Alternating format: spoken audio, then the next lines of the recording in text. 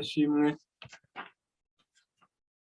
Reka dushimire Imana yo yabanye natwe kuva dutangiye ino gahunda ku isaha ya 12:00 z'uyu munsi turimo kugeza 12:00 nanone z'amanywa. Imana ibihimbarizwe, kandi ndizera nashidikanya yuko buri wese muri twebwe yabonye ikintu kimwungura kandi Uwiteka yabanye natwe, abari mu mpande zitandukanye, yaba mu Rwanda, mu migabane itandukanye. Ndizera yuko Uwiteka yabanye natwe, kandi nanone nshimye Imana ku bwa bagenzi banjye bambanjirije, yaba bigishije ku mahame, ku nkingi eshanu za mwambu Protestant bwari bwubakiyeho: ukwizera konyine, ibyanditswe byera byonyine, ubuntu bwonyine. Ndetse ubu tukaba tugiye kureba inkingi ya kane, ariyo ivuga ngo Solus Christus. Yego, Uwiteka rero Imana ibane natwe muri iki cyigisho tugiye kureba kivuga ngo ubu Protestant ntibwarangiye, Solus Christus cyangwa Kristo wenyine. Ntabwo twavuga ku Protestant tutabanje kureba icyo ubu Protestant bwahakanaga. Ntabwo dushobora kuvuga antitesis tutabanje kuvuga thesis iyo ariyo. Ntabwo haboneka uwiregura hatabanje kuboneka uwamureze. Muri make, Solus Christus bishatse kuvuga ko ari inyigisho ivuga yuko umunyabyaha abona agakiza bidaturutse ku mirimo ye ku giti cye, ahubwo biturutse muri Kristo wenyine nk'umuhuza we n'Imana Data wa twese. Kandi inyigisho ya Solus Christus ikavuga yuko agakiza kadashobora kubaho bitanyuze muri Kristo wenyine. Nk'uko narimaze kubibabwira, ntago ushobora kubwiriza inyigisho y'ubuprotestant cyangwa y'ubuhakanyi utabanje kuvuga icyo ubuhakanyi bwahakanaga, utabanje kuvuga icyo bwari bushingiyeho. Iteka ryose umuntu wese uzaterura Bibiliya yigisha ijambo ry'Imana yifuza kugeza abandi bantu ku kuri, uko yabigenza kose, yaca ku ruhande, yaca iburyo cyangwa yaca ibumoso, uko yagerageza gukikira kose, azisanga byanze bikunze agomba kuvuga kuri Kiliziya Gatolika y'i Roma, kuko ijambo ry'Imana mu ntambara ikomeye nk'uko byavuzwe na Martin Luther ndetse bigashimangirwa na Bibiliya mu Byahishuwe igice cya 17 igaragaza yuko Roma, Kiliziya Gatolika, ari inyenga iturukamo ibibi byose bikorerwa mu isi. Bityo rero umuntu wese wifuza kuvuga ikintu icyo ari cyo cyose ku Mana, ntago wamenya Imana nanone utabanje kumenya imikorere ya Satani. Rero umuntu wese uzajya kuvuga Imana byanze bikunze azisanga agomba kuvuga Kiliziya Gatolika mu buryo bumwe cyangwa ubundi, kandi uzagerageza gukikira ibyo ngibyo azisanga n'ubundi atari mu murongo wo kuvuga amahame y'Imana. Ibi ngibi abenshi bajya babifata nk'aho hari ari ugusebanya cyangwa ari ibindi, ariko n'ubundi ntabwo ijambo rya Kristo ryavugwa ngo ribure kurwanwa nk'uko Martin Luther yabivuze. Uyu munsi wa none muri iki gitondo ku cya tariki ya 31 z'ukwezi kwa 10 umwaka wa 2021, tariki nk'iyi ngiyi mu mwaka w'1517 nibwo muri Kiliziya ya Wittenberg mu Budage, nk'uko umuvandimwe Innocent yatangiye abitubwira, umugorozi Martin Luther yamanitse inyandiko iriho amahame 95 avuga amakosa Kiliziya Gatolika yagushijemo rubanda. Ayo makosa yamanitse ku rugi rwa Kiliziya Gatolika ya Wittenberg ku munsi w'abatagatifu bose, ubwo aho hantu hakorerwaga ingendo ntagatifu abantu baje kubashakira imbabazi z'ibyaha, maze ahamanika ayo makosa kugira ngo buri muntu wese yirebere mu by'ukuri inzira arimo aranyuramo. Yabikoze nyuma y'igihe kirekire cyane yiga ibyanditswe byera, nyuma yo kubona impamyabushobozi ya doktora, ndetse anabaye musenyeri muri Kiliziya Gatolika. Ku munsi w'abatagatifu bose mu cya 517 ku rugi rwa Kiliziya Wittenberg, aya magambo turi gusoma ndayasoma mu gitabo cy'amateka ya Kiliziya kuva kuri paje y'138 kugeza kuri paje y'140. Ni igitabo nanone umuvandimwe Olivier yakoresheje agisoma. Ni igitabo cya Kiliziya Gatolika ubwacyo kiri kwivugira amateka yabayeho y'ubugorozi. Reka twumve uko kibivuga. Ngo ku rugi rwa Kiliziya Gatolika y'Wittenberg hamanitswe itangazo ryamagana indulgensiya ryanditswe na Martin Luther, umumonaki mu muryango wa Augustini wari uzwi cyane muri ako karere. Luther yemezaga ko niba kwicuza nta buryarya bironkesha imbabazi n'ineza bya Yezu hamwe Kiliziya ntaho Kiliziya ari handitse nabi, ntaho Kiliziya ifite ububasha bwo gukiza ibyaha. Si ibikorwa byiza bikiza, ahubwo ni Yezu. Kuva mu Kuboza 1517, Karidinali Tomasi wa Viyo bahimbye Kayitani abitegetswe na Papa. Yasesenguye za nyandiko z'Wittenberg anabonana na Luther ubwe. Yasesenguye za nyandiko z'amakosa 95 Martin Luther yamanitse ku rugi rwa Kiliziya Wittenberg, maze anabonana na Martin Luther ubwe. Luther ashyigikiwe na rubanda, nyuma yo gutumizwa ngo ajye kwisobanura i Roma, yanze kujya kwisobanura. None mu mwaka w'520 Luther yasohoye ibitabo 3 bivuga ubwisanzure mu gusobanura ibyanditswe bitagatifu hakurikijwe uko buri wese ku giti cye abihawe na Roho Mutagatifu, ubusaseredoti rusange bw'abakristu bose, no kudashaka abagore kw'abapadiri. Muri Kamena mu cya 520 Kayitani yasabye Papa gusinya urwandiko rutegeka Luther kureka inyigisho ze bitaga ubuyobe. Luther yasubije yandika inyandiko yise ngo namaganye urwandiko rwa nyamurwanya Kristo cyangwa Antikristo, mu Gifaransa ngo contre la bile de l'Antichrist. Kuwa 3 Mutarama 1521 Luther yaraciwe hamwe n'imijyi yakiriye ubugorozi. Luther amaze kwirukanwa mu gihugu yahungiye mu ngoro ya Waterburg muri Turinge, ashyigikiwe n'igikomangoma cy'Saxony. Yahakoreye igikorwa aricyo cyo guhindura Bibiliya mu Kidage, ashimangira atyo inyigisho ze. Benshi mu rubyiruko rw'abarayiki kimwe n'abayobozi bakuru ba Kiliziya b'ibikomerezwa, abepiskopi n'abakuru b'imiryango y'abihaye Imana nk'umuryango w'abatetoniki wari ushinzwe kurinda abantu bakoraga ingendo ntagatifu, bayobotse inyigisho z'ubugorozi. Noneho tugiye kureba icyo bita indangakwemera y'i Augsburg, ariko ntago mbijyamo, ndabisoma nihuta cyane kugira ngo ngere aho nifuza kugera. Mu ntambara ikomeye ikigisho cyitwa ngo ubuhakanyi bw'ibikomangoma. Karoli Quint cyangwa umwami w'abami Charles Quint yatumije abaprotestanti mu ihuriro ry'ibikomangoma ryabereye ahitwa i Augsburg mu Budage. Melanchthon, inshuti ya Luther, aboneraho ashyira ahagaragara inyandiko ikubiyemo ingingo z'ukwemera kwa giprotestanti. Melanchthon ashingiye ku cyizere cyo kumva ubwe yaracunguwe na Kristo, abaprotestanti icyizere cyo kumva baracunguwe na Kristo arabagira imbabazi nibyo byabahaga umudendezo n'ubutware bwo kurwanya Kiliziya Gatolika bashize amanga. Yo yiyitaga irembo ry'ijuru, kandi ikavuga yuko umuntu wese udakorera munsi y'ububasha bwayo cyangwa utayemera atazabasha kubona ijuru. Ariko abangaba bashingiye ku cyizere cyo kumva ubwabo baracunguwe na Kristo, ngo Melanchthon ntiyemera umurimo wa Kiliziya wo kuba umuhuza ndetse n'uwa Bikira Mariya cyangwa abatagatifu bo kudutakambira, ndetse ntiyemera ko amasakaramentu ari inzira itugobororera ineza y'ijuru, kuko idatangwa n'umuntu, ahubwo iva ku bushake bw'Imana gusa. Muri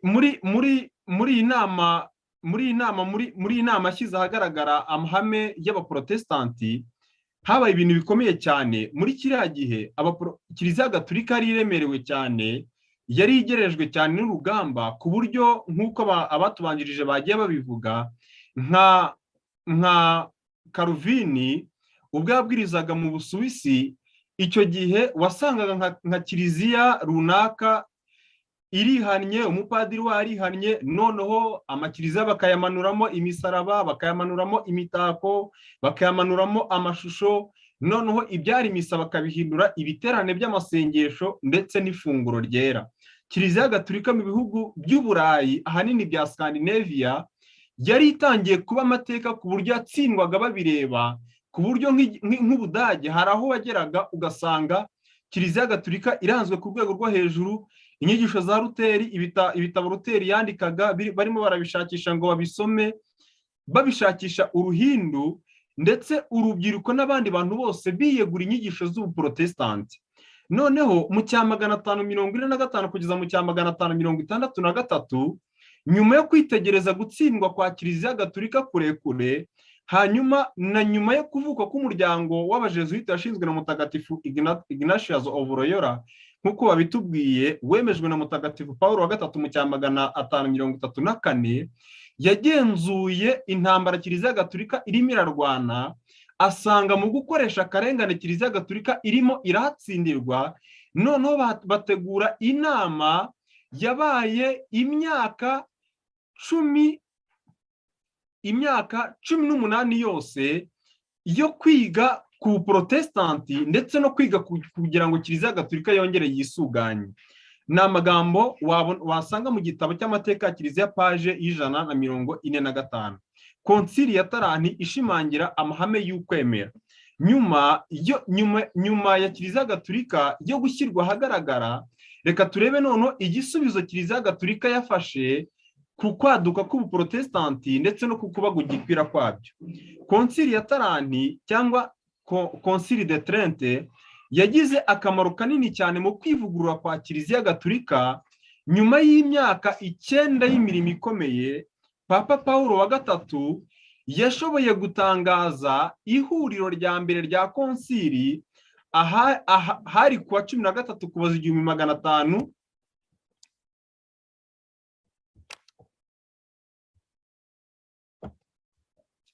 Papa Paulo wa gatatu yashoboye gutangaza ihuriro rya mbere rya konsili hari kuwa 13 Ukuboza 1545.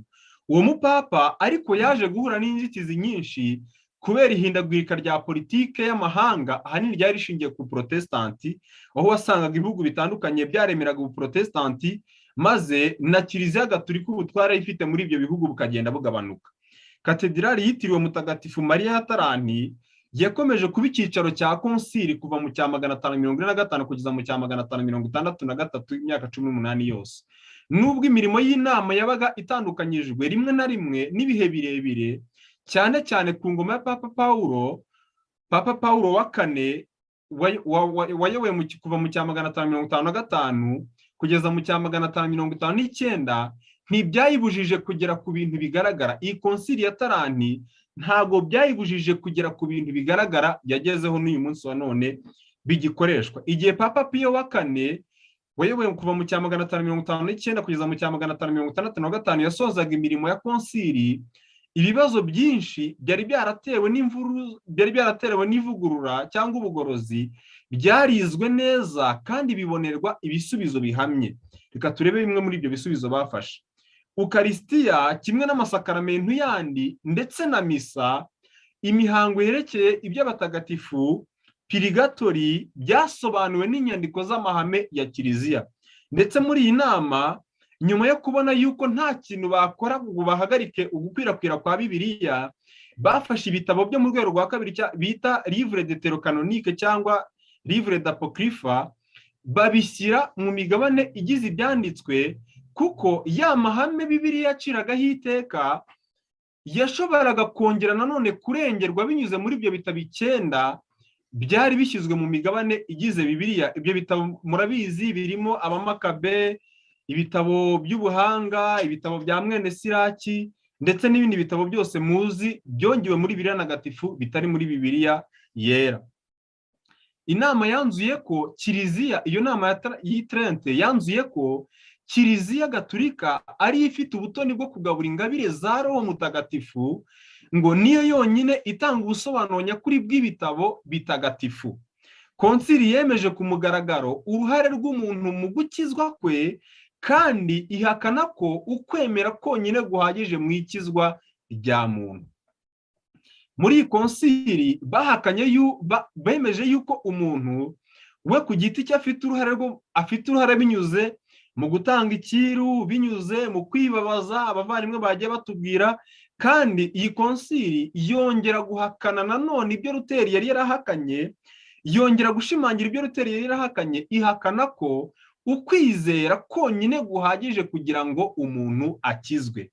Niyo mpamvu amabwiriza ya konsili yongeye gutsindagira ko amasakaramentu ya kiliziya atanga inema ntagatifu, kandi ko ari ngombwa kugira ngo ababatijwe baronke agakiza. Konsili yongeye gutunganya amategeko y'abamonaki, inashyiraho misa itegetswe buri cyumweru no ku minsi mikuru ikomeye, ndetse yemeza ko handikwa agatabo k'inyigisho kakoreshwa n'abapadiri mu kwigisha iyobokamana ka gatigisimu, mu rwego rwo kugira ngo abapadiri batazigera banyuranya n'amahame ya konsili. Ibyemezo byafatiwe muri iyi konsili byakomeje kugenderwaho kuva mu cya 563 kugeza mu cya 962, ubwo habagaho inama ya Vatikani ya kabiri. Inama ya mbere ni konsili ya Trenti, hanyuma inama ya kabiri ni Vatikani ya kabiri yabaye mu cya 962, ndetse iya gatatu yabaye ejo bundi mu mwaka wa 2012, nyuma yo kubona ko inama ya Trenti yageze ku musaruro ukomeye cyane.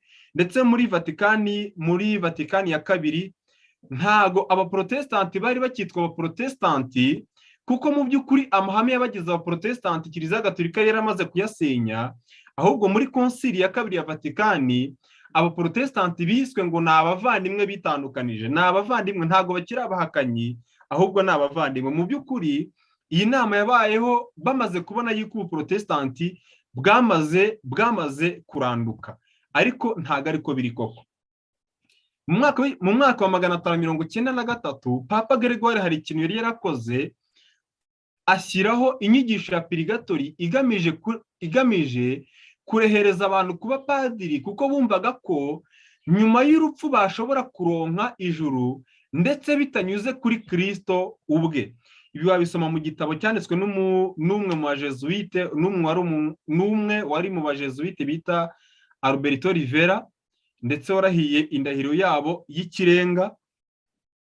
Yavuze yuko Papa Gregoire yashyizeho inyigisho ya purigatori ivuga yuko hagati yo kurimbuka, hagati y'urupfu n'umuriro w'iteka, hari ahantu umuntu abanza guca, cyangwa muri purification akabanza agatunganyirizwa mu muriro, hanyuma bitewe n'amasengesho cyangwa n'amaturo abe bamutangiye uwo muntu wapfuye, hanyuma roho ye ikaba yakwihutishwa igahita ivanwa muri purigatori ikajyanwa mu ijuru, cyangwa bitewe n'uburangare umuryango we wabigizemo, hanyuma roho ye ikavanwamo ijyanwa mu muriro utazima nk'uko Kiliziya Gatolika ibyigisha.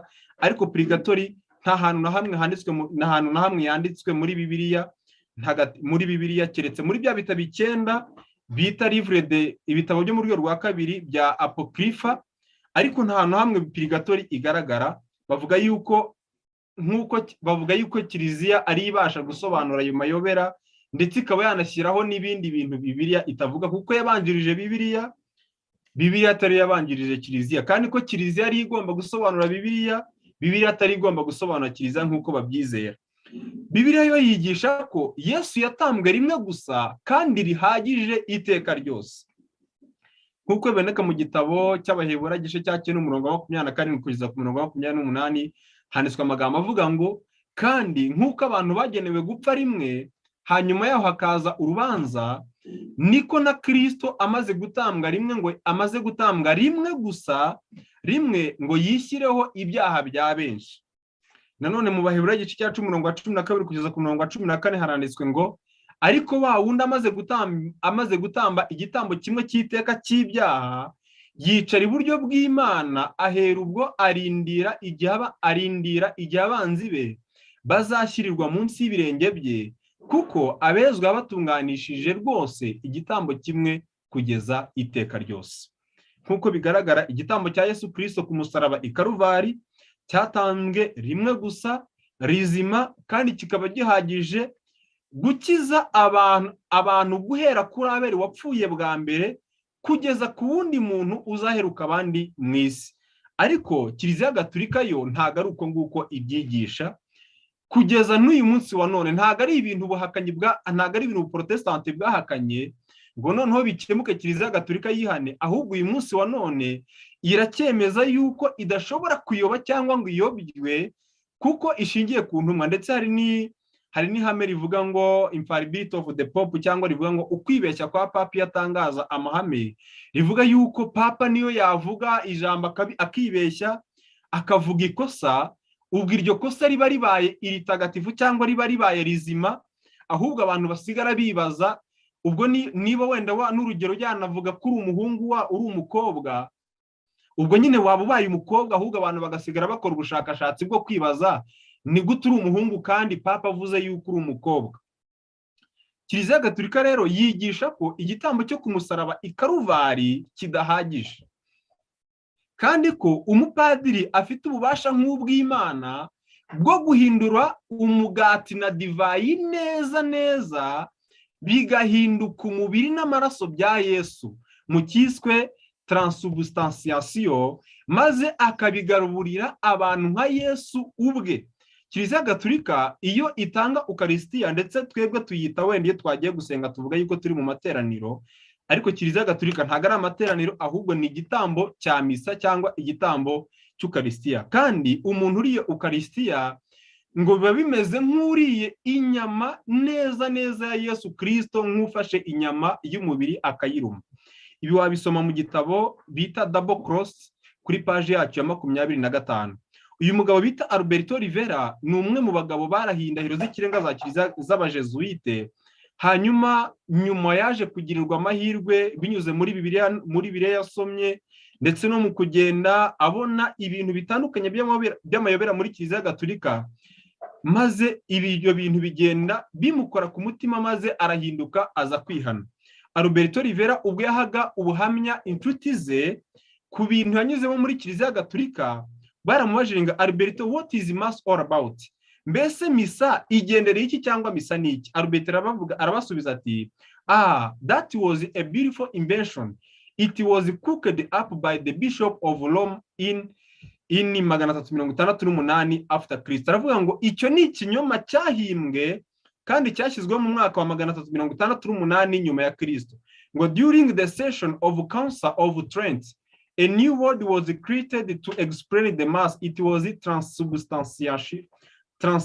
transubstantiation. Ngo binyuze mu nama y'Trent twarebaga ngo ijambo rishya ryarahimbwe kugira ngo ribe igisobanuro cya misa. Iryo ngiryo ngo ni uguhindura inyama n'amaraso umugati binyuze mu maboko y'abapadiri. Bityo ngo umupadiri ngo ibiganza by'umupadiri bifite ububasha nk'ubw'inda ya Mariya, kuko ngo bifata umwami Yesu bikamuremera mu biganza, kandi bikaba byabasha akaba yamugutamika cyangwa akagira n'ububasha bwo kuba yamusohora mu misa. Ngo which means the priest has the power to change the bread and wine into God Almighty, the actual body, soul and blood of Jesus Christ. Ngo bivuze yuko umupadiri afite ubushobozi bwo guhindura umugati mo Imana ikomeye kandi isumba byose nk'inyama n'amaraso bya Yesu Kristo. Noneho baramubaza ngo, man, that is total blasphemy, and they about it. Baramubaza ngo mbese ibyo ngibyo si ugutuka Imana? Noneho Alberto Rivera abasubiza ati, absolutely, nibyo rwose. The priest claims he has the power to pull Christ down from heaven. Ngo abapadiri bavuga yuko bafite imbaraga zo kuba bamanura Yesu bakamuvana mu ijuru, to repeat the crucifixion, kandi bakamusubiza ku musaraba bakongera bakamubamba, ari nabyo bakora buri munsi iyo barimo baramutamba mu Kiliziya. Ngo every time the mass is performed, bakamusubiza ku musaraba igihe cyose misa ibaye. That is crazy. The Bible says, but this man Christ, after he had offered one sacrifice for sins forever, sat down on the right hand of God. Aya magambo twasomye mu Baheburayo igice cya 10:12 avuga yuko ibi bihabanye n'iby'ijambo ry'Imana ryigisha ko Yesu Kristo yatambwe rimwe rizima gusa kandi rikaba rihagije by'iteka byose. But that is why that verse is never read to the Roman Catholic Church. Ngo iyo niyo mpamvu uwo murongo utigera usomwa muri kiliziya gatolika. Reka dusome amagambo aboneka muri Gategisimu gatolika kuri page yayo ya 50 twumve uko batubwira. Ku kibazo cy'140 baravuga ngo Ukaristiya ni iki? Ukaristiya ngo ni isakaramento ririmo Yesu Kristo ubwe rwose, nta nubwo ari abikorwa kugira ngo bibe urwibutso nubwo babisoma, ariko barivugiye muri ka gatabo kanditswe kemejwe mu nama y'Itrente. Baravuze ngo Ukaristiya ni isakaramento ririmo Yesu Kristo ubwe rwose n'umubiri we n'amaraso ye mu bimenyetso by'umugati na divayi, akatubera icyarimwe igitambo, ifunguro n'inshuti tubana. Aya magambo twarayigaga ndetse twaranasubizaga ubwo twigiraga gukomezwa. Hanyuma ku kibazo cy'149 bakavuga ngo igituma igitambo cy'Ukaristiya ari kimwe n'igitambo cy'umusaraba ni iki? Mu yandi magambo ngo igitambo cy'Ukaristiya wa mugati umupadiri aba afite mu ntoki ngo ni kimwe 100% n'igitambo cyo ku musaraba i Karuvari. Mbega amagambo yo gutuka Imana. Ngo igitambo cy'Ukaristiya ni kimwe n'igitambo cy'umusaraba, kuko kuri aritari kimwe no ku musaraba ari Yesu Kristo ubwe witura seho igitambo. Kuri aritari ngo ni kimwe no ku musaraba i Karuvari. Ngo uretse ko ku musaraba Yesu yapfuye, kuri aritari akaba atagipfa. Gategisimu page 53 ngo mbese Yesu ari mu Ukaristiya? Ni ikibazo kiri cya 153 muri Gategisimu. Maze bagasubiza ngo nta gushidikanya, Yesu ari mu Ukaristiya rwose mu bimenyetso by'umugati na divayi, kandi agakomeza gusangira ikuzo na se. Aya magambo uyu munsi wa none aracyigishwa abagatulika bose. Uwo muntu wahawe Ukaristiya, umuntu wakomejwe, umuntu wahawe penetensiya, umuntu ujya mu busaseredoti n'ibindi byose, aya magambo agomba kuyiga kandi akayemera uko nguko. Mbese ubuprotestanti ntabwo bukwiriye kongera bugahaguruka? Mbese uyu munsi wa none amagambo yo gutuka Imana ntabwo turimo turayibonera? 154 ngo twitegura dute guhabwa Ukaristiya ku buryo bukwiriye? Ngo twitegura guhabwa Ukaristiya ku buryo bukwiriye twicuza ibyaha byacu, tukanahabwa penetensiya bibaye ngombwa kugira ngo tugire inema ntagatifu, kandi tugatura misa yose tubishyizeho umutima. Padiri ahabwa ubushobozi nk'ubwa Yesu bwo gukiza ibyaha, mu gihe Yohana umubatiza yavuze ngo ntama w'Imana wenyine niwe ukiza ibyaha by'abari mu isi, ndetse ijambo ry'Imana rikanatubwira yuko Kristo wenyine ari we wenyine ntama ukiza ibyaha by'abari mu isi. Kiliziya Gatolika bo wemera yuko umupadiri abasha gukiza ibyaha. Reka dusome amagambo ari muri Gategisimu mu kibazo cya 212 twumve uko batubwira.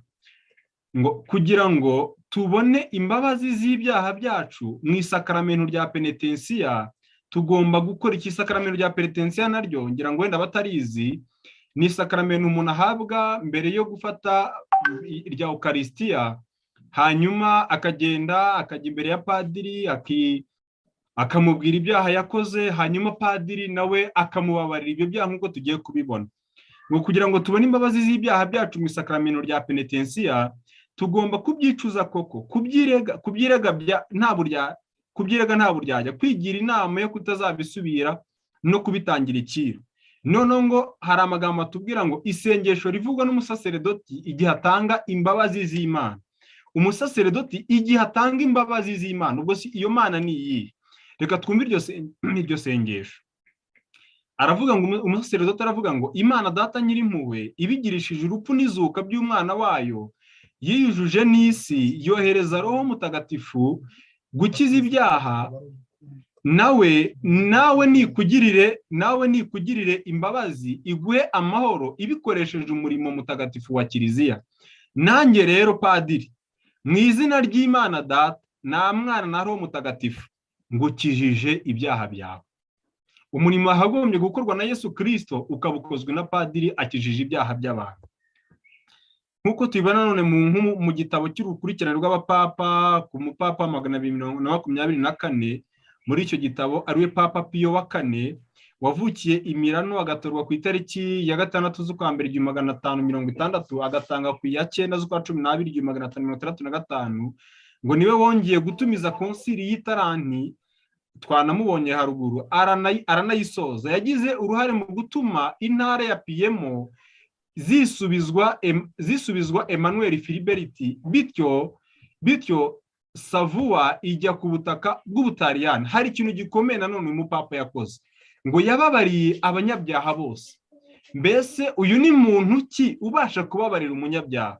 Ninde ubasha koko ikintu cyatumye Imana ipfa? Ni muntu ki utinyuka kubabarira ibyaha, utinyuka kubabarira icyaha? Biratangaje cyane. Mbese ibyanditswe byera bivuga iki kuri ibi bintu, aho tubona padiri na Kiliziya Gatolika yihamiriza yuko ifite ububasha bwo kubabarira ibyaha by'abantu, mu gihe ijambo ry'Imana ritubwira yuko Yesu Kristo wenyine, Solus Christus, Christ alone, ari we wenyine ubasha gukiza ibyaha by'abari mu isi. Intambara ikomeye, paji ya 400, iratubwira ngo itorero rihamya ko rifite uburenganzira bwo kubabarira abantu ibyaha ryatumye abagatolika bumva bafite umudendezo wo gukora ibyaha, kandi itegeko ryo kwicuza ibyaha rigendana no kubabarirwa naryo risa n'irimara impungenge zo gukora ibibi. Ibi ngibi kumva ko itorero rifite ububasha bwo kubabarira ibyaha byatumye abanyagatolika bose biyumvamo umudendezo wo gukora ibyaha. Singiye kubavuga cyangwa ariko ibyo byose barabizi yuko n'iryo zina ubwaryo Gatolika mu nkoranyamagambo zitandukanye ijambo Catholic rivuga ngo including almost everything, cyangwa harimo ibintu byose, cyangwa ni Eglise universelle rikubiyemo ibintu byose, ibyaha waba ukora n'ibindi byose ni karibu turakwakira. Ngo upfukamira umuntu wacumuye muri penitensiya ndetse n'ahandi akemera kwicuza ibyaha, amumenera amabanga ye n'ibyo atekereza mu mutima we, aba yiyononye kandi anatesheje agaciro ibyo atekereza mu mutima byose. Nagira ngo mbabwire yuko ibi bintu byo kwicuriza ibyaha ku munyabyaha wundi ntabwo bikiri muri Kiliziya Gatolika gusa, no mu itorero rya ADEPR no mu yandi matorero yitwa ay'umwuka ibi bintu birakorwa, aho pasitoro cyangwa bishop nk'uko babivuga aba afite randevu runaka yo kubonana n'abakristo, hanyuma mu byo bita kubohoka bakaza umuntu ntiyicuze icyaha kuba yagikoreye, hanyuma akajya kuri pasitoro cyangwa ku mubishop runaka akagenda akamwaturira ibyaha, hanyuma bishop nawe akamuha isezerano ry'imbabazi, isezerano ry'amahoro. Mu by'ukuri isezerano ritangwa na Yesu Kristo we wenyine, ngo kumenera umutambyi ibanga ry'ibyaha umuntu yakoze mu mibereho ye, kandi ukarimenera uwo muntu w'impabe, umunyabyaha upfa ndetse kenshi na kenshi wabaswe n'ibisindisha no kutirinda. Uwo muntu uri kubikora, uri kwatura ibyaha byo ku munyabyaha, uwo muntu imico mbonera ye ijya ku rwego rugayitse, kandi ingaruka ni ukwangirika. Ingaruka ngo ni ukwangirika k'uyu muntu uba uri kwicuriza ibyaha ku bandi banyabyaha. Ngo uko atekereza Imana abishyira ku rwego atekereza umuntu waguye mu cyaha, bitewe n'uko umutambyi aba ari mu cyimbo cy'Imana. Uko kwihana ibyaha umuntu yihana ku wundi muntu ni isoko ikomokamo ibibi byinshi byangiza isi, kandi bitegurira kurimbuka guheruka. Nyamara abakunda kwinezeza bashimishwa no kwaturira ibyaha mugenzi wabo ufite kamere ipfa, kuruta gukingurira Imana imitima yabo. Birushaho kuryohera kamere muntu kwicuza ibyaha kuruta kubyihana no kubireka. Biroroshye kubabarisha umubiri kwambara ibigunira no kwisiga ivu nk'uko bijya bikorwa, no kwibohesha iminyururu kuruta kubamba irari ry'umubiri. Umutwaro uremereye niwo umutima wa kamere wifuza kwikorera w'ibigaragara, kuruta gucishwa bugufi n'uwo Yesu Kristo watambwe ku musaraba kugira ngo turonke imbabazi z'ibyaha byacu. Mu gitabo cy'inyandiko z'ibanze paji 173 kugeza ku 174 hari amagambo avuga ngo ubukristo bwarangirijwe. Abapapa n'abapadiri bihaye umwanya w'isumbwe kandi bigisha abantu kubarangamira ngo bahabwe imbabazi z'ibyaha byabo, aho kugira ngo abantu ubwabo barangamire Yesu Kristo. Abantu barashutswe rwose, bigishijwe ko abapapa n'abapadiri bahagarariye Kristo, nyamara mu by'ukuri bahagarariye Satani, kandi ababapfukamira baba baramya Satani. Itangazo ryihutirwa cyane kuri aba bantu bagiye gupfukama imbere y'abapadiri ndetse n'abandi bapfukama imbere y'ababishop n'abapastoro, bibwira yuko bari gupfukamira Imana cyangwa bari guha Imana ikuzo, nyamara mu bitandukanye n'ibyo nuko bari guha Satani ikuzo binyuze muri abo bantu. Abantu bifuzaga Bibiliya, ariko abapadiri babonye ko kubareka ngo bayitunge bayisomere ubwabo ari ingorane zikomeye. Batinye ko bamurikirwa maze bagashyira ahagaragara ibyaha by'abayobozi babo. Abantu bigishijwe kwakira ijambo ryose riturutse kuri abo bigisha. Bafite ubwo bubasha ku ntekerezo z'abantu, kandi Imana yonyine ariyo ikwiriye kubugira. Abo bapadiri n'abandi babishopu ngo bafite ububasha ku ntekerezo z'abantu, nyamara Imana ubwayo yari ikwiriye kugira ubwo bubasha ku ntekerezo z'abantu. Bibiliya yaranzwe ndetse hakoreshwa imbaraga zose kugira ngo itsembwe ku isi. Abantu babujijwe kuyisoma, uyisomye akicwa, kandi Bibiliya zose zashoboraga kuboneka zaratwikwaga. Ibyo ngibyo twabibonye mu byigisho byatambutse. Intambara ikomeye, paji 129. Uko abantu bahagurukiraga impande zose babwira abantu iby'imbabazi no kugirwa intungane ku bw'amaraso ya Kristo, Roma yakajije umurego mu gufungura isoko ryayo igurisha imbabazi aharanga ubukristo hose. Buri cyaha cyari gifite igiciro cyacyo, kandi abantu bahabwaga uburenganzira ntakumirwa bwo gukora icyaha igihe bashyiraga umutungo uhagije mu isanduku y'itorero, nk'uko twabibonye bagenzi bacu babitugaragariza uburyo indulgensiya zatangiye, ndetse zatangiye kugira ngo hubakwe Kiliziya Mutagatifu Pawulo cyangwa St Peter Square uyu munsi wa none ikiriho, ubwo ya Constantine yari iri Constantinople yari imaze gusenyuka. Uko niko amatsinda abiri y'imyigishirize yateraga imbere. Rimwe rigatanga imbabazi z'ibyaha rihawe amafaranga, naho irindi rikigisha iby'imbabazi zibonerwa muri Kristo wenyine. Roma igaha uburenganzira icyaha kandi ikakigira isoko yo kwinjiza ubutunzi, naho abagorozi bo bagaciraho icyaha iteka kandi bakerekana ko Kristo ari we ukuraho ibyaha akaba n'umucunguzi. Kiliziya Gatolika yigisha ko Yezu ari umunyarutoto ukaze, ariko Mariya cyangwa Bikira Mariya we akaba ari umunyampuhwe, bityo ko agakiza kadashoboka igihe Mariya adahari nk'umuhuza w'abantu n'Imana, mediator of men and God, between men and God. Kiliziya Gatolika yigisha ko iyo Bikira Mariya abaye adahari, umuntu atabasha kuronka umukiro wa Nyagasani, ndetse bakigisha abantu kumupfukamira, kumutambira, kumutura ibisingizo ndetse n'ibindi bintu bitandukanye, nk'uko mubibona kuri no foto iri hano imbere yacu. Ndetse igitangaje, nta nubwo uyu nguyu ari Bikira Mariya uvuga Mariya wa wundi nyina wa Yezu. Igitangaje nuko wa wundi Mariya nyina wa Yezu uyu munsi wa none aramutse azutse, uyu munsi wa none ntabwo yayoboka Kiliziya Gatolika, ahubwo yayoboka umurongo wa Giprotestanti, kuko Bikira Mariya nawe yari umunyabyaha nk'abandi banyabyaha. Bibiliya igaragaza ko bose bakoze ibyaha, ndetse na Mariya ubwe yakoze icyaha, kuko bose bakoze icyaha ntibashyikira ubwiza bw'Imana, biboneka mu Baroma igice cya 3 umurongo wa 23. Aya magambo aboneka mu gitabo cya Double Cross page yacu ya 25 agaragaza yuko ngo Yesu Kristo, dore nguyu uyu mugabo mubona wicaye neza, sinzi ukuntu abivuga, wicaye nyine yirase cyane n'agasuzuguro gakomeye cyane. Uyu nguyu ngo niwe Yesu. Hanyuma uyu muntu uri muri imbere wambaye igishura, ngo uyu ni Bikira Mariya. Ngo Yesu nyine agaragazwa nk'umuntu w'umunyamahane, w'umunyamujinya uri hariya, ku buryo adashobora kumva isengesho cyangwa gutakamba kw'abanyabyaha. Bityo ngo Mariya ni umudamu w'umunyampuhwe uhora abyumva. Reka dusome ngo another verse that the priest hate. Ngo undi murongo abapadiri banga, ngo n'uyu nguyu uboneka muri Bibiliya ngo and if any man sins we have any advocate, a defense lawyer with the Father Jesus Christ the righteous. Ngo umurongo uvuga ngo nuko mbandikiye ibyo ngo mudakora icyaha, ariko nimukora icyaha nimuhumure mufite umurengezi kuri Data wa twese.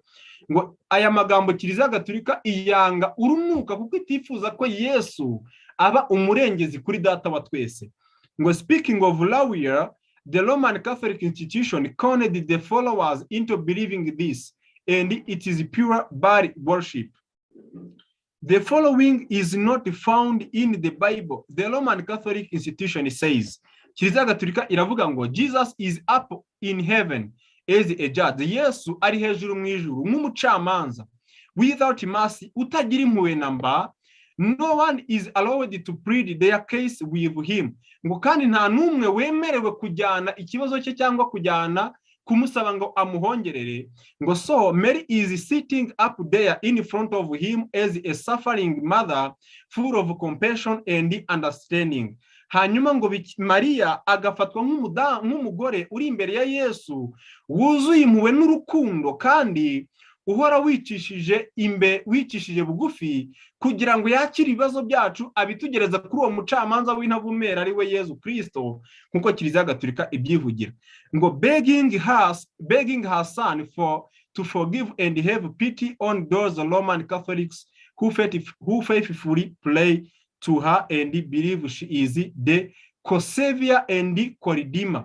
Ngo kandi akaba arimo aringinga umuhungu we Yezu kugira ngo ababari agirire impuhwe Abagatolika bose biringiye nyina, ngo nk'umufatanyabikorwa mu gakiza, ngo kandi nanone nk'umucunguzi kimwe na Yesu Kristo.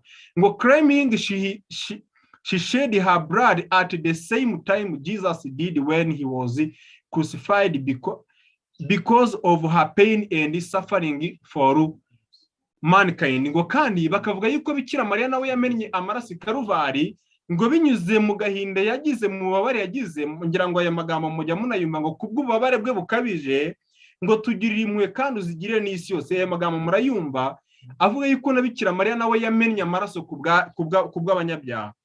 Ngo the two Babylon by Hislop published by Chic. Aya magambo mwayasoma mu gitabo cyitwa The Two Babylon, Babylon ebyiri, cyanditswe na Hislop, cyasohowe n'inyandiko ya Chic publication in the chapter and muri chapitre yacyo yitwa The Mother of the Child, cyangwa umubyeyi w'umwana, also umubyeyi w'umwana.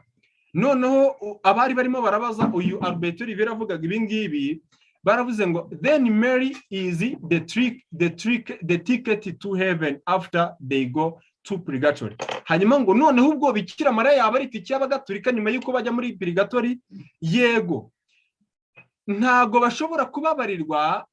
They could never give up the Virgin Mary for fear of losing their souls. Ngo ntago Abagatolika bashobora kureka Kiliziya, bashobora kureka Mariya bitewe n'ubwoba bwo kubura ubugingo bwabo. The system has turned his poor earthly mother into a goddess. Ngo system ya Kiliziya Gatolika yafashe uyu mudamu nawe, uyu Bikira Mariya nawe ukeneye ubuntu bw'Imana nk'uko natwe tumukeneye, maze imushyira ku rwego rumwe n'Imana.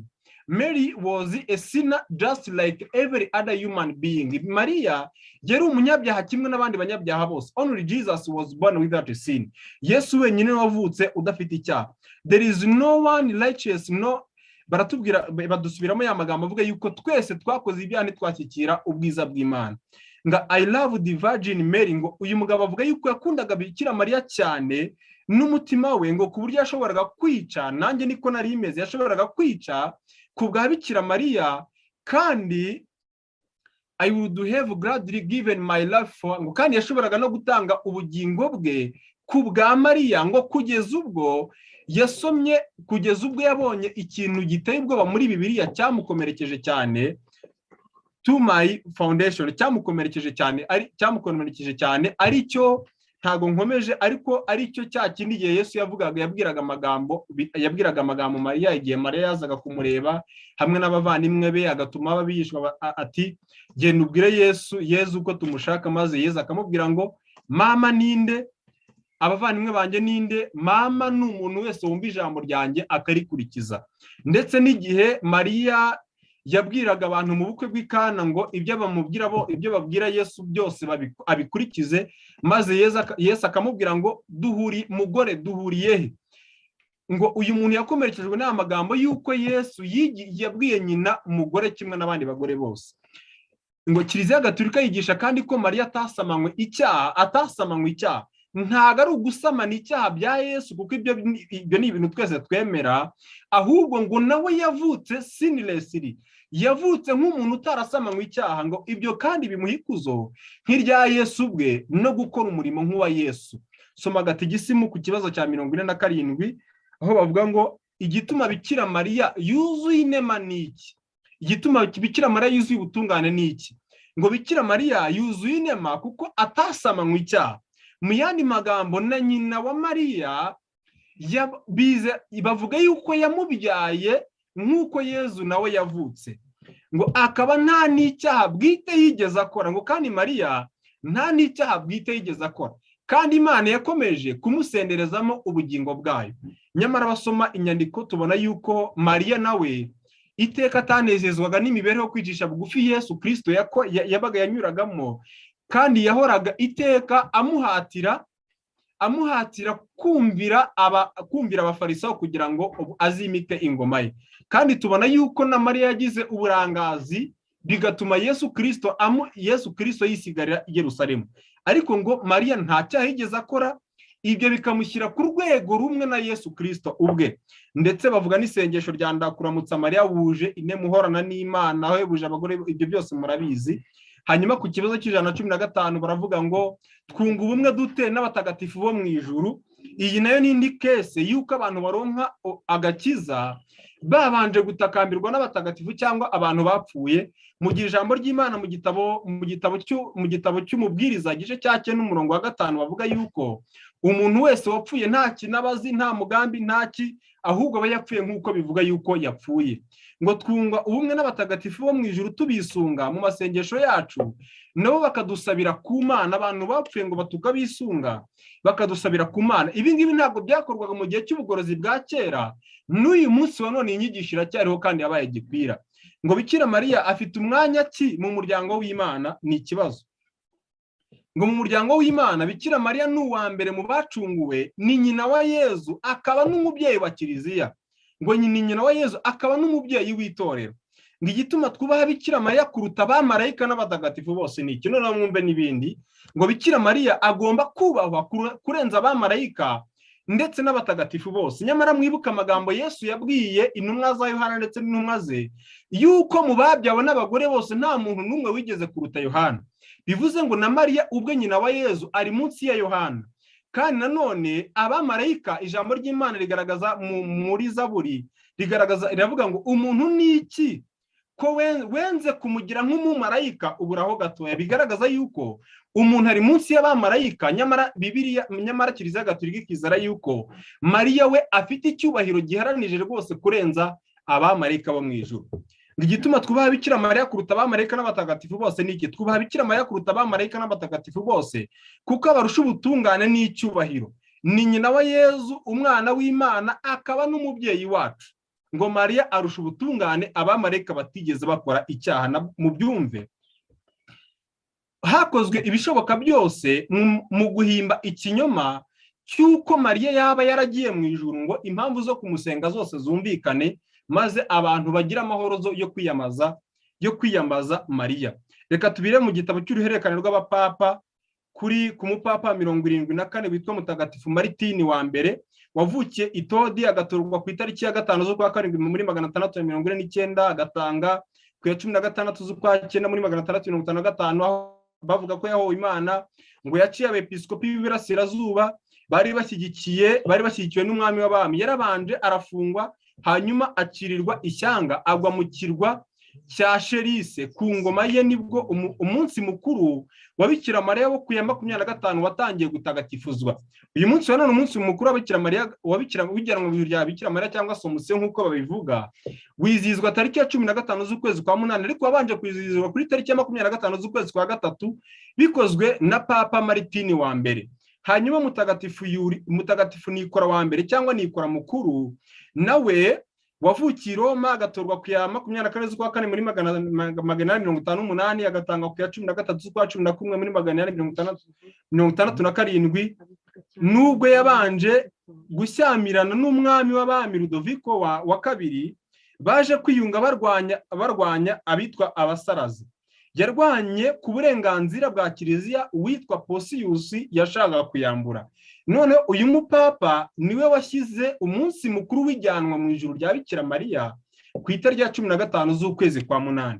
Mu by'ukuri kuba Kiliziya Bikira Mariya yarajyanwe mu ijuru nta hantu tubibona muri Bibiliya cyangwa mu nyandiko zindi z'umwuka w'ubuhanuzi, ahubwo ni ibintu byashyizweho na papa, yaba umupapa wa mbere bita Maritini wa mbere, ndetse biza gukosorwa Mariti Papa Nikora wa kabiri avuga ngo hoya ntabwo yagiye mu ijuru ku itariki 25 z'ukwa gatatu nyuma y'imyaka irenga yose, ahubwo yagiye mu ijuru ku itariki 15 z'ukwezi kwa munani. Turihuta ngo Bikira Mariya. Uyu munsi wa none ku kibazo cya 233 muri gatigisimu hari amagambo avuga ngo iyo tumaze gupfa umubiri wacu uhinduka iki? Iyo tumaze gupfa umubiri wacu uhinduka igitaka, ariko ukazazuka ku munsi wa nyuma. Hanyuma ikibazo cya 234 ngo Mariya yakujijwe ate ku munsi we wa nyuma hano ku isi? Ku munsi we wa nyuma hano ku isi, Mariya yajyanywe mu ijuru n'umubiri we na roho ye. Umwana we Yezu amuha gusangira nawe ikuzo rye iruhande rw'Imana Data. Mu yandi magambo, ubu Mariya ngo ku bwabo ari hejuru mu ijuru, afite ikuzo nk'irya Yezu ndetse n'Imana Data. Ku kibazo cya 235 n'amagambo avuga ngo ijyanwa mu ijuru rya Bikira Mariya rikomeza rite ukwizera kwacu? Ijyanwa mu ijuru rya Bikira Mariya, ijyanwa mu ijuru rya Bikira Mariya rikomeza ukwizera kwacu, kuko rihamya ko intungane zose zizakuzwa. Ariko se ni irihe somo rishingirwaho ko Bikira Mariya yagiye mu ijuru? Reka tubisuzume. Reka turebe amibukiro y'ikuzo aboneka muri gatigisimu. Amibukiro y'ikuzo mu ibukiro rya gatatu ryavuga ngo Roho Mutagatifu amanukira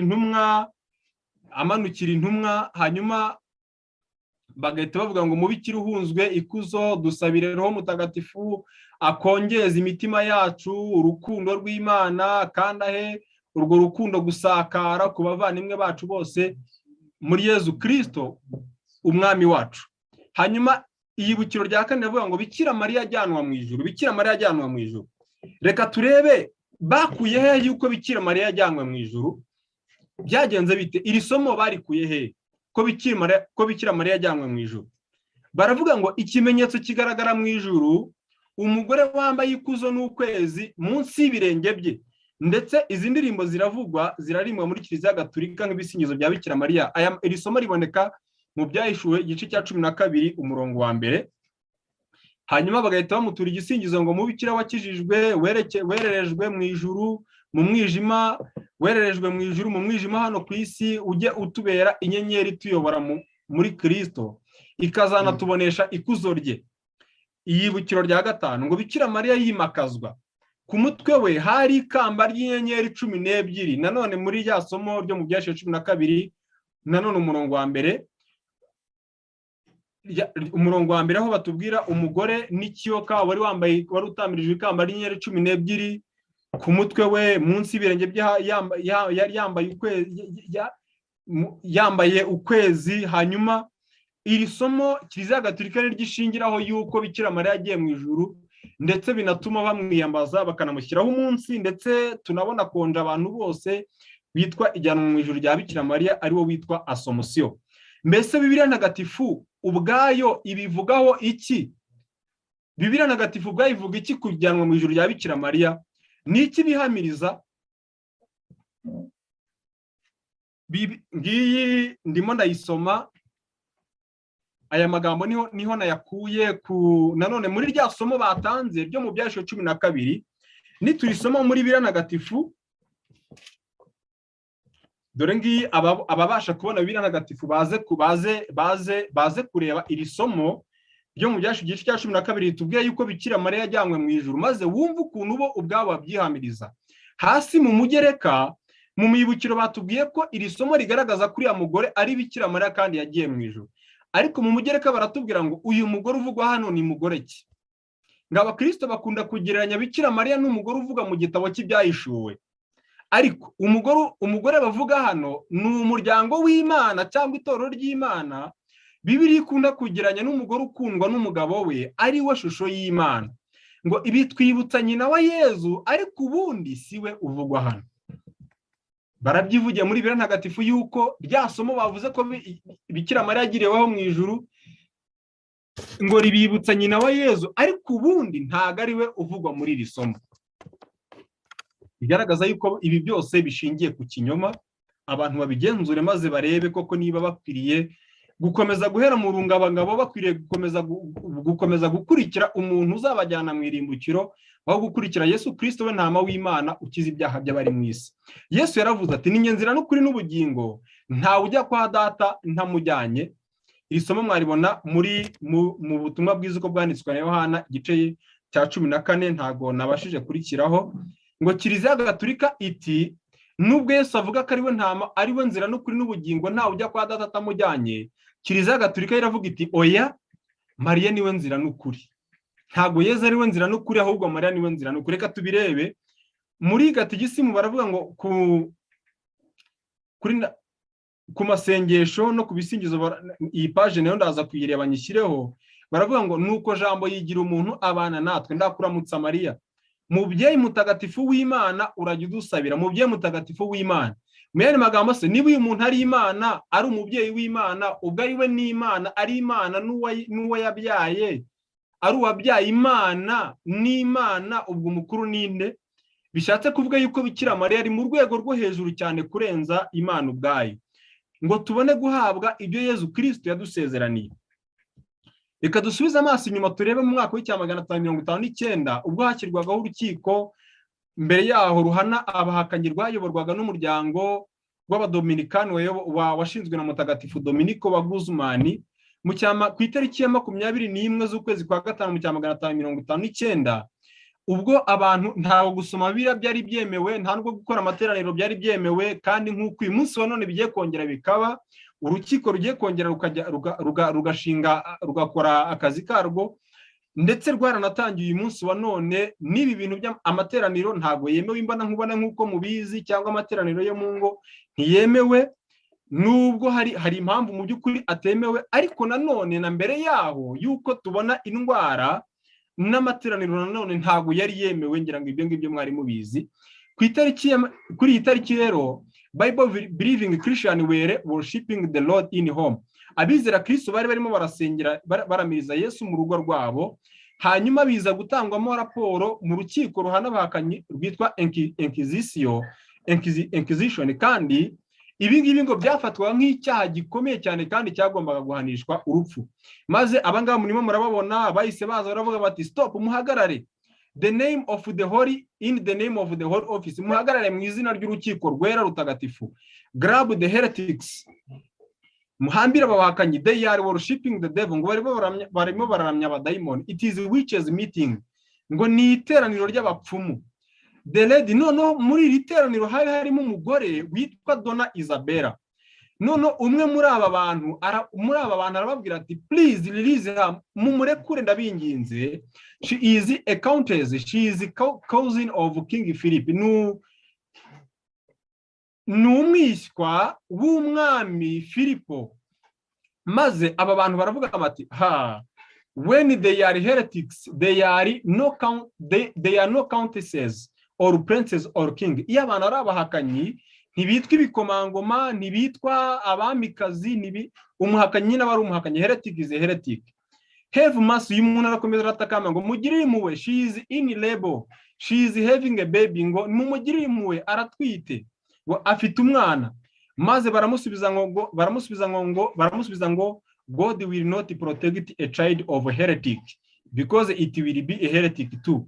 Take her away. Ngo Imana ntizigera igira impuhwe umwana w'umuhakanyi kuko nawe azaba umuhakanyi. Mwibuke mu ndahiro y'abajesuite bavuga yuko batagomba kubabarira, yaba barebe ku gitsina, imyaka, cyangwa ikindi kintu icyo ari cyo cyose, ahubwo bagomba kwica, bakamanika mu mugozi, bagakaranga, bagatogosa, n'ibindi n'urundi rupfu rwose rukabije. Noneho Dona Isabella bamujyanye muri uru rukiko kugira ngo yiregure muri tribune. Noneho umwe mu bahakanyi, umwe muri aba bantu baramubaza ngo aratangira ariregura ngo no, I don't. Bari barimo baramubaza niba yasenze abazimu, maze arababwira ngo ntago nabikoze. Then baramubwira ngo yihakane umucunguzi, arababwira ngo ntago nabikora. Then my savior, nihakane umucunguzi wanjye. Ni gute nakwihakana uwampfiriye ku musaraba, apfiriye ibyaha byanjye? Maze aba bantu b'abadominikani baramubaza ngo you heretic, wa muhakanyi we, will you recant? Uraza kwihakana? Will you? Urabikora? Repent, ihakane vuba. Arabahakanira.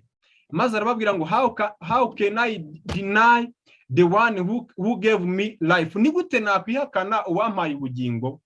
Ni gute nakwihakana uw'ibyiringiro byanjye by'ubuzima bw'iteka ryose bishingiyemo nyuma y'uko muraba mumaze kwica umubiri wanjye.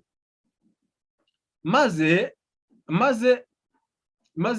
arababwira ngo Sir, I will not lie because I learn the truth. Ntago ndi bwigere mbabeshya kuko nize kuvugisha ukuri. Maze baramubaza ngo baramubwira ngo death to the witch, ngo mwice uwo mushitsikazi, she is a liar, n'umubeshyi. Baramubaza ngo bati what is the truth, tell us, ngo nukwiye kuri tubwire, confess your witch, what is the truth, ihane ubupfumu bwawe n'ubushitsikazi bwawe, ukuri ni iki?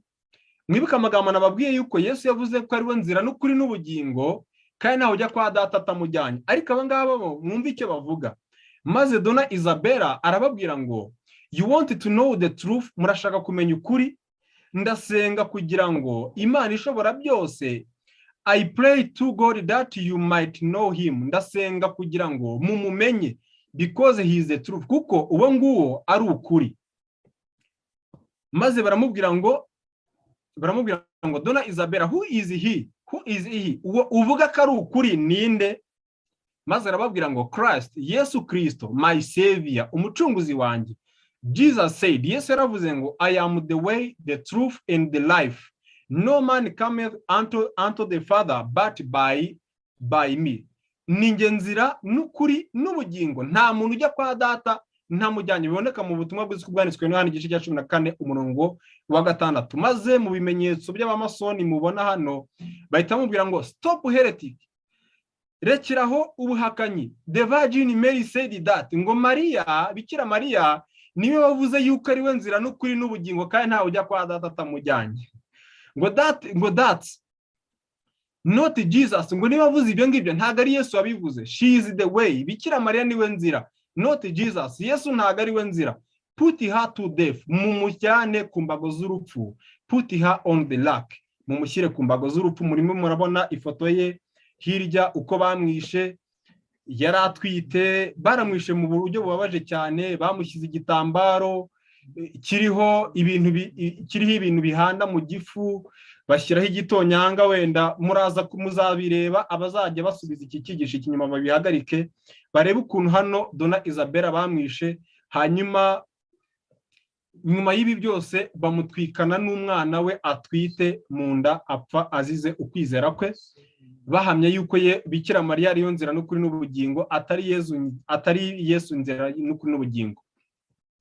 Mbese ibi bintu tubona byabaye mu gihe cya kera, ko tubona byagenze kuriya ubugorozi, akarengane kabaye, uyu munsi wa none Kiliziya Gatolika yabarihannye ngo turekeraho ubuprotestanti. Ijambo ry'Imana ryatanze imiburo ku kaga. Reka dusome amagambo aboneka mu Ntambara Ikomeye paje ya 109 twihuta, ngo ijambo ry'Imana ryatanze imiburo ku kaga kagiye gutera, mureke ibyo byirengagizwe, maze abaprotestanti bageraho bamenye neza imigambi nyakuri ya Roma, uretse ko bazabyibuka barakerewe batagifite uburyo bigobotora muri uwo mutego baguyemo. Itorero Gatolika ry'i Roma riragenda risatira ububasha bwaryo ryahoranye bucece. Inyigisho zaryo mu biterane, muri za kiliziya, zirategura inzira mu mitima y'abantu. Riregura rwihishwa inyubako yaryo yaguye kugira ngo rigarure akarengane ku batararyemera, kandi n'uyu munsi wa none byaratangiye. Rirahuriza hamwe imbaraga zaryo, ritegura intwaro bucece kandi ntacyo ryikanga, kugira ngo igihe nikigera rishoze intambara. Yitegereje gusa ko igihe kigera, kandi icyo gihe ryamaze kugihabwa. Bidatinze tugiye kureba kandi twumve, nibwo tuzamenya itorero ry'i Roma icyo ari cyo. Umuntu wese uzizera kandi akumvira ijambo ry'Imana azasakirana n'ibigeragezo n'akarengane kandi gateye ubwoba. Kiliziya Gatolika binyuze mu miryango y'ubwiru yayo, by'umwihariko abajesuite, uyu munsi wa none bamaze kwigarura amadini yose, ariko basubizaho amahame yabo yashenwe n'ubugorozi, yari yarashenwe n'ubugorozi. Umuhati wabo kandi nturangirira mu kwigarura amadini gusa, ahubwo n'abavuga butumwa bwabo. Kiliziya Gatolika ifite intego yo kugenda yigarura umwe binyuze mu buryo bumwe cyangwa ubundi, nk'uko tugiye bigaragara muri iki gitabo Double Cross cyanditswe na Roberto Rivera kuri paje yacyo ya 28. Hari amagambo avuga ngo Believers One World Church, ngo abizera ngo bagiye gushimbirwa itorero rimwe ku isi. Umuntu ufite mikoro zifunguye yakwihangana akazimyutinga.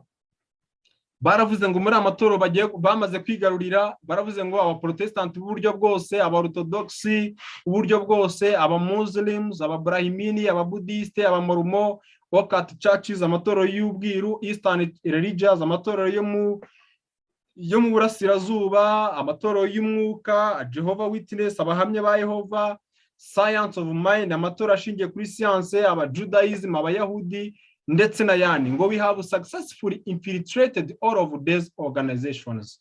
Ngo twamaze kwigarurira ayo matsinda yose.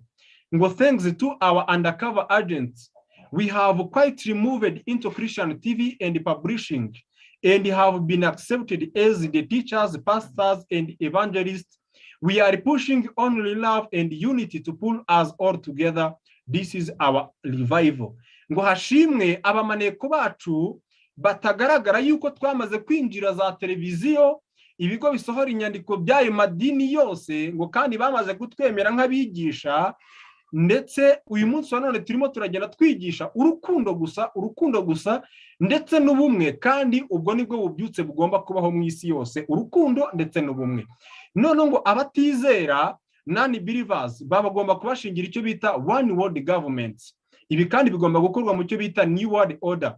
Abakomunisme, abamasoni, abasocialiste, abateiste, abanarchiste, n'amashyirahamwe y'abakozi, ngo bose nabo bamaze gushyirwa hamwe kugira ngo bashingirwe guverinoma imwe y'isi. None amagambo ngira ngo mutindeho n'aya magambo murimo murabona hano, sinzi niba ahantu hari kiriseri murimo murahabona, ariko baravuze ngo the first, nyuma kwigarurira amadini, baravuze ngo the first Protestant group they moved on. None itsinda bamaze kwigarurira ari amadini yose, itsinda rya Protestant bakurikijeho berekejeho iminwa y'imbunda zabo were the Seventh Day Adventist and the Full Gospel Businessmen. Itorero biyeguriye kugira ngo bigarurire n'itorero ry'Abadiventiste umunsi wa karindwi, ndetse n'abandi bavuga butumwa bose bagize ivuga butumwa intego ndetse n'umurimo wabo ukomeye cyane. Uyu munsi wa none twamaze kwigarurirwa, twamaze kwinjirwa ku rwego rukomeye cyane, ku rwego buri muntu wese atabasha kwiyumvisha, ku rwego uyu munsi wa none nitugera mu ijuru tuzabona abantu bari inshuti zacu, abantu batugiraga inama rimwe na rimwe, tukabona. Reka ayo magambo nyasome ndayasoma nigiye imbere, reka ndeke kuyavuga, ariko mu minsi iri imbere akarengane nigatangira tuzabona abantu benshi twizeraga yuko ari abizera batuvuyemo kandi bagambaniye ukwizera kwa giprotestanti bahoze bizera. Mu gitabo cyitwa The Vatican Jesuit Global Conspiracy cyanditswe na Ronald Cook ku ipaji ya 61 banditse amagambo avuga ngo gahunda y'impuzamadini igendere gushyiraho idini rimwe ku isi yose rizaba rigengwa na Roma kandi rikayoborwa na Papa. Ubu igeze ku ntambwe yayisoza. Aya magambo n'aya kera, uyu munsi wa none ibingibi byamaze kuba. Ngo bishobora gufata igihe runaka mbere yuko tubona ishusho yuzuye ya Babuloni ikomeye, ariko buri mwizera nyakuri wa Bibiliya wo muri buri kinyejana arwanya Kiliziya Gatolika y'i Roma ashikamye. Buri mwizera nyakuri wa Bibiliya muri buri kinyejana agomba kurwanya Kiliziya Gatolika y'i Roma ashikamye, kubera ko abona muri yo imbuto z'ubuhakanyi buheruka bwishyize hamwe, aribwo bwavuzwe mu Byahishuwe igice cya 17, ariyo marayika ukomeye wicaye ku nyamaswa, igice cya 18 ndetse n'igice cya 19. Uyu munsi wa none niba turabizera nyakuri ba Bibiliya tugomba kurwanya Kiliziya Gatolika dushize amanga, kuko muri yo ariho systeme ukurwanya Imana kose kuzurira, ndetse ari naho ubuhakanyi buheruka bugomba kuzurira, kandi ari nayo izanywesha inzoga amahanga yose ndetse n'amadini yose, ndetse harimo amadini yose hatavuyemo idini na rimwe. Kandi ibi ngibi bigeze ku ntambwe yabyo isoza. Ku itariki ya 10 z'ukwezi kwa 8 2004 ku rubuga rwa Kiliziya Gatolika ari rwo www.catholic.com/tracts/7day Adventism, hasohotse amagambo avuga ngo Abadiventiste umunsi wa karindwi ntibashobora guhindura imitekerereze yabo yuko Kiliziya Gatolika ariyo Babuloni ikomeye, nyina w'abamaraya, keretse baramutse bemeye ko batari mu kuri ku bijyanye n'ibyo bigisha birebana no gusenga ku cyumweru. Mbese uyu munsi wa none abadivantisite b'umunsi wa karindwi turacyafite umwuka wo kurwanya kiliziya gatulika, cyangwa yarihanye? Ikigaragara nuko iyi kiliziya gatulika yemera yuko itabasha kuyoba no kuyobya, ntago izigera yihana, ahubwo niba twararetse kuyirwanya si uko yihannye, ahubwo nuko twebwe twihannye uyu munsi wa none tukaba tubona ibintu kimwe nayo. Ntibashobora kwemera ko gusenga ku cyumweru atari ikimenyetso cy'inyamaswa, keretse bahinduye imyumvire yabo ku birebana n'isabato. Abadivantisite b'umunsi wa karindwi ntibashobora guhindura imitekerereze yabo yuko kiliziya gatulika ariyo Babuloni ikomeye, nyina w'abamaraya, keretse baramutse bemeye ko batari mu kuri ku bijyanye n'ibyo bigisha birebana no gusenga ku cyumweru. Niba abandi batari mu kuri, hari abana b'Imana bari mu kuri kandi bagomba gukomeza kurwanya iyi kiliziya gatulika, kuko ariyo nyina w'abamaraya bose kandi ariyo Babuloni ikomeye, nyina w'amadini yose yaguye ariyo bamaraya bose. Harakomeza havuga ngo abadivantisite b'umunsi wa karindwi ntibashobora kureka kurwanya kiliziya gatulika, keretse baretse kuba abadivantisite b'umunsi wa karindwi. Imana ishimwe cyane.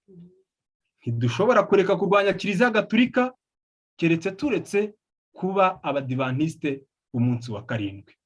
Ikibazo: mbese turacyari abadivantisite b'umunsi wa karindwi koko nk'uko kiliziya gatulika ibituhamiriza? Kandi kuba abadivantisite b'umunsi wa karindwi bivuze kuyirwanya, kuko muri yo arimo sisiteme ya antikristo yuzurira. Ubutumwa bwatoranije paje ya 294 hari amagambo avuga ngo: bavandimwe, ndababwira mwe nk'abadivantisite b'umunsi wa karindwi kugira ngo mube icyo iryo zina risobanuye. Ndabinginga kugira ngo mube icyo iryo zina risobanuye. Hari akaga ko kuva mu mwuka w'ubutumwa dutwaye. Igihe akarengane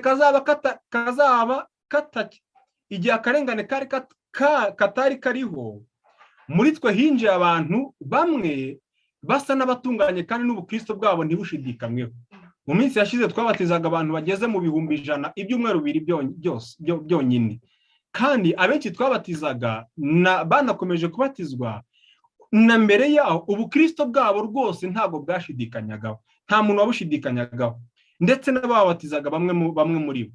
Ariko nyamara akarengane nikaramuka kaje bazatuvamo. Mwirinde rero, kuko uyu munsi wa none muri twe harimo abantu ubukristo bwabo budashidikanywaho, ariko akarengane nikaza abo bantu baziyufura. Ubugorozi ntibwarangiye. Ntabwo ubugorozi bwarangiranye na Martin Luther. Intambara ikomeye paje 108 baratubwira ngo ubugorozi ntibwarangiranye na Martin Luther nk'uko bamwe babitekereza. Uyu munsi wa none inyigisho ndetse n'imyumvire ihari nuko abantu bagomba ngo kubwiriza Yesu gusa, bagomba kuvuga ibintu byiza biri muri ibyo ngibyo, bakirengagiza kurwanya ubuyobe, ndetse bakirengagiza kurwanya systeme ya antikristo twamaze kubona. Ubugorozi ntabwo bwarangiranye na Luther nk'uko bamwe babitekereza koko. Bugomba gukomeza gukorwa kugeza ku iherezo ry'amateka y'isi. Luther yari afite umurimo ukomeye wo kugeza ku bandi umucyo w'Imana. Umucyo Imana yari yaramumurikishirize, nyamara ntiyahawe umucyo wose wagombaga guhabwa abatuye isi.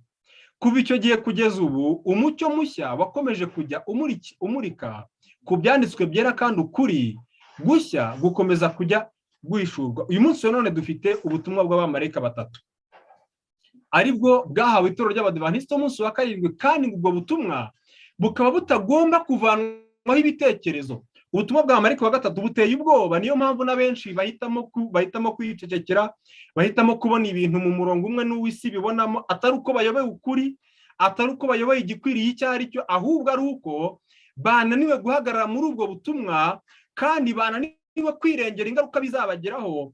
Batifuza gutakaza akazi, batifuza gukobwa, batifuza kwitwa abantu batagezweho, batifuza kwitwa abafite imyumvire mibi, maze bagahitamo kureba ibintu, bagahitamo guhumiriza amaso, bakirengagiza ukuri, bakabona ibintu mu murongo isi ibibonamo. Ubutumwa bwa Mareka buteye ubwoba, ariko ishobora byose niyo munara wacu ukomeye cyane. iyi ndirimbo Martin Luther ni indirimbo yahimbye mu cyongereza yitwa ngo A Mighty Fortress is Our God, cyangwa ishobora byose niyo munara wacu. Mwagenda mukayisoma mu ntambara ikomeye page 149, ubwo ibikomangoma na Melanchthon bari bagiye i Augsburg, bagiye bafite ubwoba batentebutse bavuga yuko bari bwicwe, ariko Martin Luther yabakomeresheje iyi ndirimbo iboneka muri Zaburi, niba nibuka neza 43, ivuga ngo Uwiteka niwe munara wacu, maze ibasubizamo akanyabugabo. Nanjye natwe uyu munsi nizera yuko Uwiteka ariwe munara wacu, kandi izina ry'Uwiteka ari umunara ukomeye umukiranutsi abasha guhungiramo akaba amahoro. Neretswe nanone marayika wa gatatu, mu marayika wangendaga iruhande yaravuze ati umurimo uteye ubwoba, inshingano ye ntinejeje. Umumarayika ugomba gutandukanya ingano n'urukungu, maze agashyira ikimenyetso cyangwa agahambira ingano mu kigega cyo mu ijuru. Ibi bintu bigomba gutwara ubwenge bwose ndetse n'intekerezo zose. Mu nyandiko z'ibanze page 113. Kandi abazabwiriza ubutumwa bwa marayika wa gatatu uyu munsi wa none bazasakirana n'inyamaswa n'igishushanyo cyayo cyatangiye gukora, nayo mwayasanga mu nyandiko z'ibanze page 201. Neretswe ko ubu butumwa bwa marayika wa gatatu ari igitsika umutima ku bwoko bw'Imana. Ababusobanukirwa kandi bakabwakira ntibazatembarwa n'ubushukanyi bunyuranye bwa Satani. Abakira ubutumwa bwa marayika wa gatatu boneka mu byashu igice cya 14 umurongo wa 9 kugeza ku murongo wa 12, ntago buzababera igitsika mutima, kandi ntago bazigira batembanwa n'ubushukanyi bwa Satani ubwo ari bwo bwose, nibaramuka bashikamye muri ubwo butumwa bwa marayika wa gatatu. Kandi umurongo wa 12 igice cya 14 bavuga ngo hahirwa abapfa bapfira aho no kwihangana kwabera kuri, bitonda amategeko y'Imana bakagira kwizera nk'ukwa Yesu Kristo. Kandi andika uti hahirwa abapfa bapfira mu mwami. Abantu bazizera ubutumwa kandi bakabugenderamo ntago bazigira batembanwa n'ubushukanyi cyangwa ngo bagwe mu bwaka ubwo ari bwo bwose. Nubwo ubu butumwa buteye ubwoba kandi kuvuga bikomeye cyane, ariko hari amagambo anejeje byanditswe tubona mu byanditswe byera. Ijambo ry'Imana rigaragaza ko umuntu umwe iyo ari mu kuri yifatanije n'Imana, uwo muntu kabone n'ubwo isi yose yaba imurwanya, uwo muntu agomba kunesha uko byagenda kose. One person plus God is the majority. Nubwo twaba bake, ariko nubwo tutari bake, kuko Imana ifite abantu barenga 7,000 batapfukamiye Bali, ariko nubwo yaba umuntu umwe ari mu ruhande rw'Imana, uwo muntu yahagarara imbere y'abami n'abategeka b'isi kandi akanesha inyamaswa n'igishushanyo cyayo n'abandi bose bakwishyirira bajya mu ruhande rw'Imana kugira ngo barwanye. Mu ijambo ry'Imana mu gitabo cy'inyandiko z'ibanze page 115 handitswe amagambo avuga ngo neretswe ko umukiranutsi umwe aramutse ari mu kuri yanyeganyeza ukuboko kw'Imana, ya Mana ikomeye cyane, ngo umukiranutsi umwe abaye ari mu kuri yabasha kunyeganyeza ukuboko kwayo. Ariko imbaga y'abantu ishyize hamwe itari mu kuri yagira intege nke kandi nta kintu na kimwe yashobora kugeraho. Uyu munsi wa none rero, niba turi mu kuri kw'ijambo ry'Imana, mpamya ko ariko biri, nubwo twaba babiri, nubwo twaba umwe, ntago dukuriye kugira ubwoba, kuko Uwiteka Imana iri mu ruhande rwacu kandi twabasha kunyeganyeza ukuboko kwayo. Nyamara imbaga nyamwinshi itari mu kuri yagira intege nke imbere y'Uwiteka Imana. Amagambo ya nyuma, uyu munsi wa none ibyaha bikomeje kwiganza mu isi. Ubuhakanyi buteye ubwoba bukomeje kwiganza ndetse birenze cyane uko byari biri mu gihe ubugorozi bwari bukomeye cyane. Uyu munsi wa none inama za ecumenisme ziraba.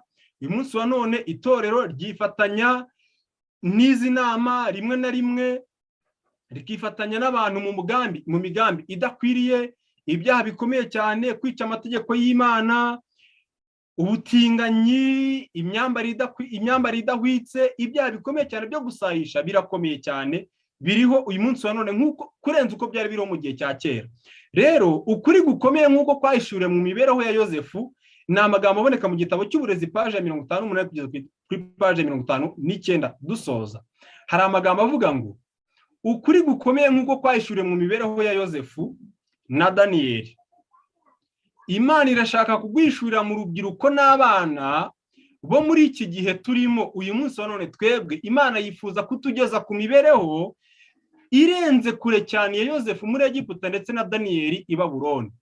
Amateka ya Yosefu na Daniyeli ni urugero rw'icyo Imana izakorera abayiyeguriye kandi bagashaka gusohoza umugambi wayo, bashaka gusohoza umugambi wayo n'umutima wabo wose. Daniyeli yahagaze imbere y'umwami Nebukadinezari, ndetse tubona yuko Babuloni yahangutse, ariko Daniyeli ntabwo yigeze ahanguka. Tubona umwami Belushazari amuhonga ibintu byinshi cyane, impeta, ariko Daniyeli arabyanga. Ingoma ya Babuloni ihangurwa n'ingoma y'Abamedi n'Abaperesi, ariko Daniyeli umwana w'Imana asigara ashikamye kandi akomeza no guhanura kugeza ku ngoma ya Kuro ndetse na Dariyo w'Umumedi. Daniyeli akomeza kubaho, nyamara ya Babuloni ikomeye cyane n'uyu munsi wa none iriho yamaze guhanguka. Imana yifuza kuduha imbaraga n'ubutungane burenze ubwo Daniyeli yari afite muri iki gihe. Muri iki gihe rero icyo isi ikeneye cyane kurusha ibindi ni abagabo nyabagabo. Bisaba iki rero kugira ngo tugere kuri ya mibereho? Ni abagabo nyabagabo, abagabo badashobora kugurwa cyangwa ngo bagurishwe, abagabo b'abanyakuri n'indahemuka imbere mu bugingo bwabo, abagabo badatinya kuvuga icyaha mu izina ryacyo, abagabo badafite umutima, abagabo bafite umutima nta mudateshuka ku nshingano bahawe nk'uko urushinge rwa dira rugenza, abagabo bahagararira ukuri nubwo ijuru ryagwa. Imana yifuza ko njye nawe tuba umwe muri abo bagabo. Ariko ukomeje ku ipaji ya 59 baravuze ngo imibereho nk'iyi ntago izanwa n'igeno cyangwa n'amahirwe mu buzima, ahubwo ikomoka mu musaruro wo kwitegeka no kubana n'Imana igihe kirekire. Rero uyu munsi wa none Imana yifuza yuko tuba aba bagabo nyabagabo badatinya kuvuga ukuri no kuvuga icyaha mu izina ryacyo, kabone n'ubwo ijuru ryagwa, kabone n'ubwo Imana itadukiza, ariko twe gupfukamira Bayali, twe kuramya ibigirwamana, twe kureka ngo tube imbata z'abisi, imibiri yacu twanduza insengero ndetse n'ibindi. Dukwiriye gufata icyemezo ubu ngubu cyo kuba bamwe muri aba bagabo n'abagore batagurwa kandi ntibagurishwe, maze tukazabana mu ijuru by'iteka ryose. Ibi ngibi nibyo nsabiye buri muntu wese wumva iki cyigisho muri aka kanya kandi uzanacyumva, kandi twe gutinya urupfu, kuko ijambo ry'Imana ritubwira ngo hahirwa abapfa bapfira mu mwami. Birashoboka yuko Imana yazemera ko dupfa, niba ari byo byayihesha icyubahiro cyangwa byayihesha ikuzo. Birashoboka rwose, nibyemera izabyemere, bizaba ari uko nguko kandi nicyo izaba ikwiriye. Rero dufate icyemezo uyu munsi cyo kuba umwe muri aba bagabo batagurwa ntibagurishwe, maze tuzabane iteka mu ijuru, harakabaho ubuprotestanti iteka ryose. Murakoze, Uwiteka abahire.